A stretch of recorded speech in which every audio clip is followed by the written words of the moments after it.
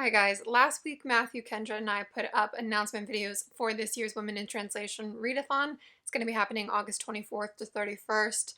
Details in the video I'm linking below, including about written reviews if you're interested in doing any of those for Women in Translation titles.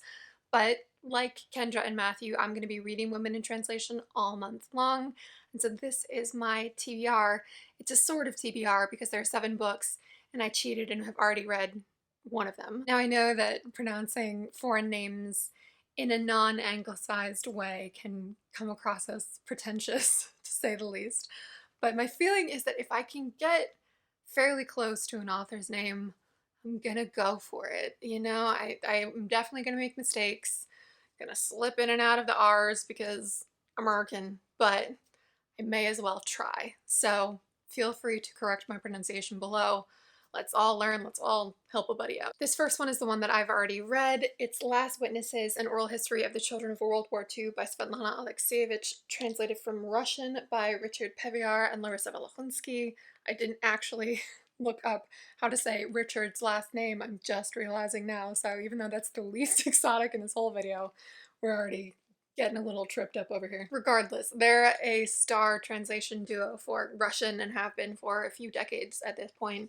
And a few years ago, Svetlana Alexievich won the Nobel Prize. She's a Belarusian writer, and it's rare for somebody to win the Nobel Prize in Literature for nonfiction.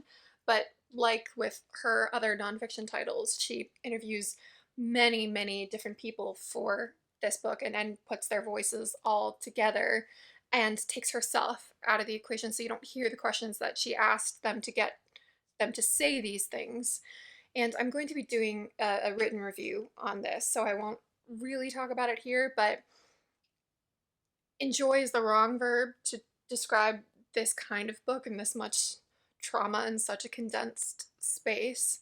But it is just a fascinating project and worthwhile for a number of reasons that I'm still mulling over and hopefully will be able to articulate in that written review. Oh, and just one more little niggling detail. So in the jacket copy of this, it calls this book an oral history of children's experiences in World War II across Russia.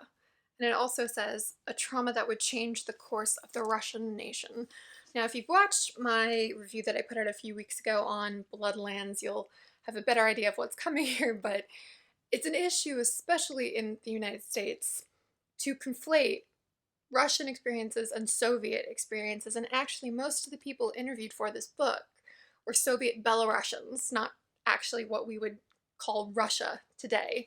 So that's just a really weird error, especially from Random House, one of the premier English language publishers. And that jacket copy had to be seen by a lot of people. So I think it just speaks to that issue more so than it does to any individuals who let that pass. And I do wonder if they fixed it for the paperback version. The next book is a collection of short stories called Humiliation by Paulina Flores, translated from Spanish by Megan McDowell. Flores is a Chilean author and she's in her early 30s, so she's quite young to be getting this kind of attention. You know, this was her first book and it won the Roberto Bolaño Prize and was named one of the top 10 books of the year from El País, I believe. And yeah, she just has kind of burst onto the Spanish scene, and it's great to see her translated into English at so young an age. So as I may have said, there are 9 stories in here, and this is the brief description. Port cities marked by poverty and brimming with plans of rebellion, apartment buildings populated with dominant mothers and voyeuristic neighbors, library steps that lead students to literature, but also into encounters with other arts, those of seduction, self-delusion, sabotage. The last book that was on my pre-2020 TBR is Memoirs of Hadrian by Marguerite Yourcenar. It's just stacked with R's up in here. Is that Yourcenar? Is that? Apologies to the French language, but this is translated from French by Grace Frick in collaboration with the author. And this is the one from this list that I've owned for the longest. I've owned this for, I think, at least 5 years, because it was originally published in French in 1951, and it's written as a letter from the Emperor Hadrian to his successor, Marcus Aurelius, just detailing Hadrian's life, as you would guess from the title. And I have to say that as acclaimed as I know this is, I bought it when I was in a very specific I, Claudius type of mood, and I'm not currently in that mood. So If you have read and enjoyed this book, please tell me why below, because I'm going to use that as inspiration. The rest of these books are from Central and Eastern Europe. A lot of you will know that I'm especially interested in the region, so stay tuned. Later in the year, I'm going to be making an overview of all the books from the region that I read in 2020, and it's shaping up to be a really, really fun wrap-up. It's a goal of mine this year to read 3 books that I physically owned prior to 2020 for every 1 book that I buy. Now, I've bought these next 4 books. Technically, I've earned the first. I have earned this one. It's There Once Lived a Woman Who Tried to Kill Her Neighbor's Baby by Ludmilla Petrushevskaya. It's translated from Russian by Keith Gessen and Anna Summers. It's a short story collection. These are called scary fairy tales, and I've heard that they are creepy and fable-esque and have a slightly ironic touch. When I've read all 3 of these books that I owned prior to 2020, I will then technically have earned this next one, which is called Wasted Morning by Gabriela Adameșteanu. It's translated from Romanian by Patrick Camiller. This is one of those books that's really, really famous in Romania, but has only been translated by a small press here, Northwestern University Press in this case. I think it only comes in this beautiful hardback edition. So this is following a woman in her 70s named Vika, who is a gossip, so we already love Vika. And it follows her and the people she encounters to tell the story of many decades of 20th century Romania. And it says, Adameșteanu writes with a powerful combination of sympathy for her characters and clear-eyed awareness of their complicity in the calamities that befall them in their country. From Bucharest's aspirations to become the Paris of Eastern Europe, to the darkest days of dictatorship, Wasted Morning presents a sweeping vision of the personal and collective costs of a turbulent century. I'm so excited for this one. These last 2 books I technically haven't earned yet. I'm reading from behind on my TBR to earn them back and get back into the black, but I really wanted to try to read them this August because they've been on my someday TBR for a little while now.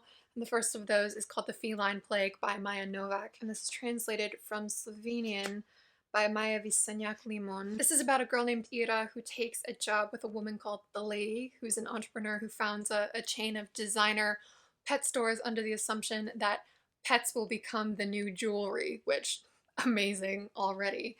And apparently it's about the clash of communism and capitalism and has strong magical realist touches. I have a complicated relationship with the idea of magical realism, partly because my major was Spanish literature, and so I first encountered it through the Latin American tradition, right? And so then when I graduated and was talking to people about magical realism, they would start recommending me titles that I would then go read, and I would be like, what is this? This isn't what I was talking about. I don't really enjoy this all that much.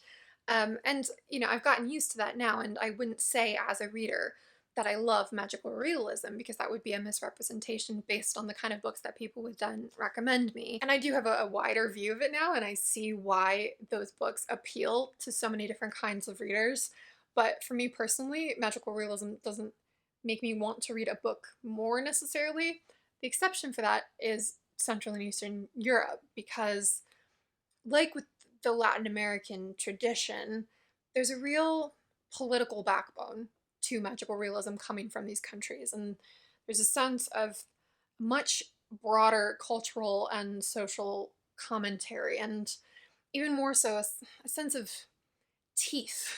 Like, there might be whimsical and fantastical touches, but you couldn't really call these books whimsical or fantastical, and that's what I gravitate more toward. So it's another little tangent there for you, but let me know what you think about magical realism and what that term means to you below. The last book is the one I'm going to be reading during the readathon itself, so again, August 24th to 31st, and that is The Door by Magda Szabó, translated from Hungarian by Len Rix. So if you want to join me and read it during that week, I would love to buddy read with however many of you want to hop on that train.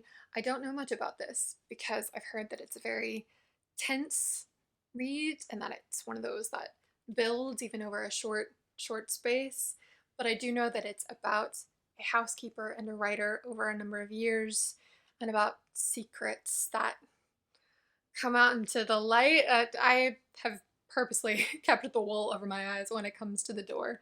But finally, I'm going to read this book that I've heard so much about. That's my TBR. I'm going to put it down because 2 of these books are really heavy and I might have just done some actual damage to my hand. But let me know what you think about any of these books. And I would also be so excited to hear about your Women in Translation Month TBRs.